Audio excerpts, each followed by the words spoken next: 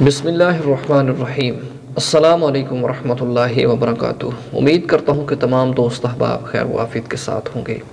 دعا ہے کہ اللہ آپ سب کو سلامت رکھے، آپ سب کی مشکلات پریشانیوں کو دور فرمائے۔ تو دوستان محترم، اگر آپ نے خواب کے اندر آگ کو دیکھا کہ بہت ہی زیادہ بڑی آگ جل رہی ہے، اگر چھوٹی آگ کو دیکھا تو پھر کیا ہے، اگر بہت زیادہ آگ کو دیکھا تو پھر اس کی تعبیر کیا بن رہی ہے۔ دوستان محترم، آگ جو ہے انسان کے لیے فائدہ مند بھی ہے، انسان کے لیے نقصان دہ بھی ہے۔ اس کی وجوہات کیا ہیں کہ آگ جو ہے واحد ایک ایسا ذریعہ ہے کہ جس سے انسان کا کھانا تیار کیا جاتا ہے۔ تو اگر تھوڑی سی آگ دیکھی تو پھر اس کی تعبیر کیا بن رہی ہے۔ تو اگر زیادہ آگ دیکھی، زیادہ روشن آگ جلی ہوئی دیکھی، جتنی زیادہ جلی ہوئی آگ دیکھے گا اتنے ہی زیادہ وقت کو روشن دیکھے گا، ترقی پائے گا۔